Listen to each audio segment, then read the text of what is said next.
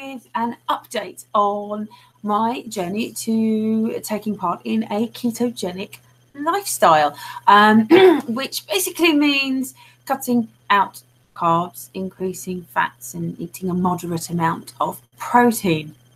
And I am now at, I've just passed my second week on keto, and hopefully you can actually see that there is some kind of physical difference. Now, that isn't to say that that's the only reason that I did this. The main reason was my anxiety and my really cold hands and toes, as I mentioned in my first video in this series of starting keto. I'd investigated it to find out what this particular eating style was all about, what the benefits would be, what the benefits maybe that could really help me. And I really like the fact that the coldness of your hands, and there would be an improvement in circulation, and an improvement in mental awareness, and an improvement in just generally energy levels and so forth. I have an autistic son, and it is draining as hell looking after him, and so if there is a way I could find some more energy from somewhere, then that is a bonus. That is a fabulous thing. So we've done 2 weeks now, so that's 2 weeks, 14 days. We started on a Sunday, and it is now Monday. So we have cleared complete 2 weeks.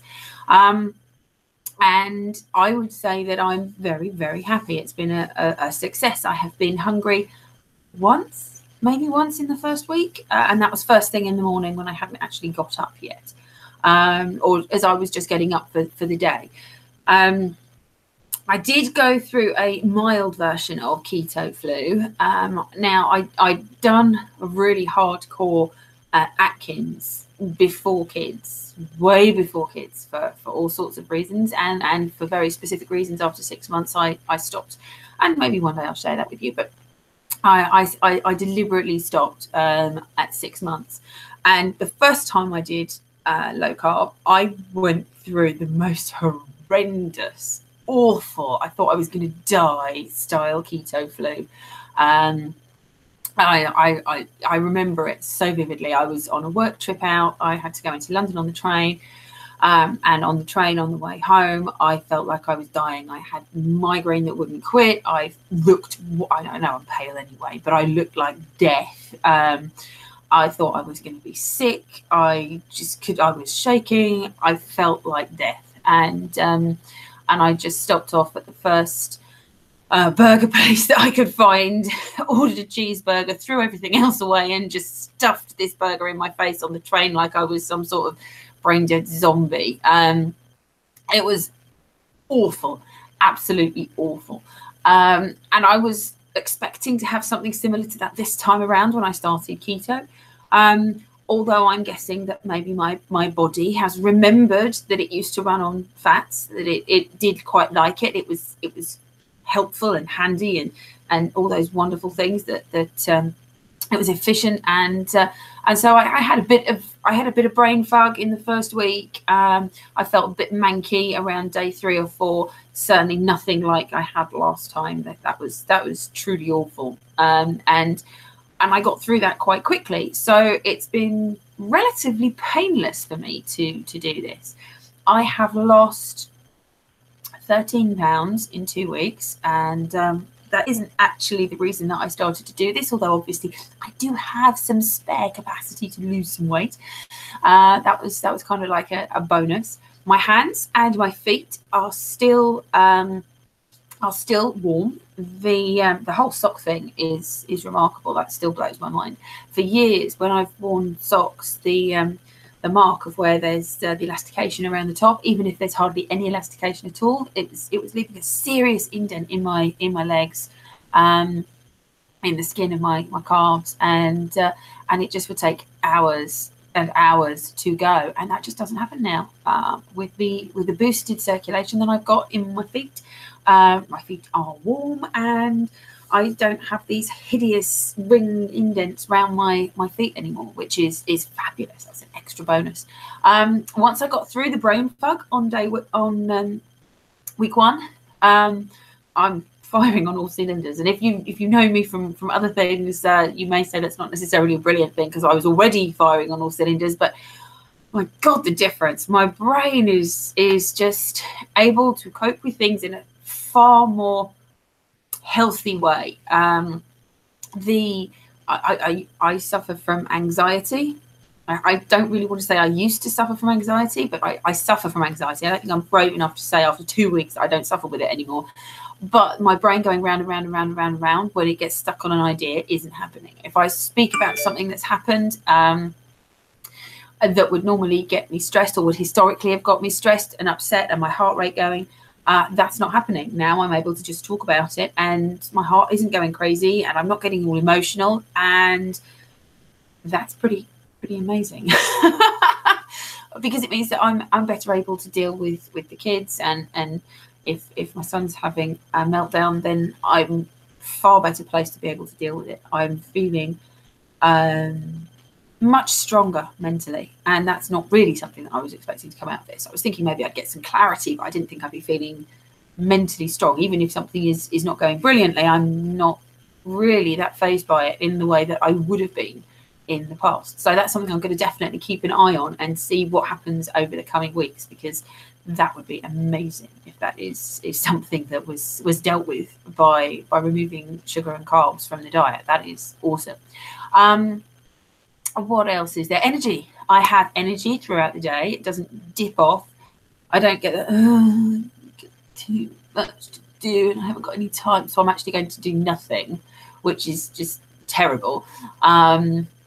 I think everybody gets to that point at some stage where it just everything feels overwhelming and it's just too much for you to move on and do, and so you actually do nothing rather than just picking one thing and doing one thing, which is absolutely terrible. And even this weekend, my son wanted to do a sponsored walk for Sport Relief, and in the past I don't think that I would have done it, but I actually did a 6-mile 10k walk with my son this weekend and thought nothing of it. It was no big deal. It was just a walk. I walked from my house to my parents' house. We went with a couple of friends and we had a really good time. I got a little bit of achy legs this morning, but nothing major. But I've not done any kind of exercise like that in a long time, and it was no fuss physically. Didn't run out of energy, didn't need to stop off for food. Yeah, it was really good. So yeah, I have I just do have more energy. I have far more energy now.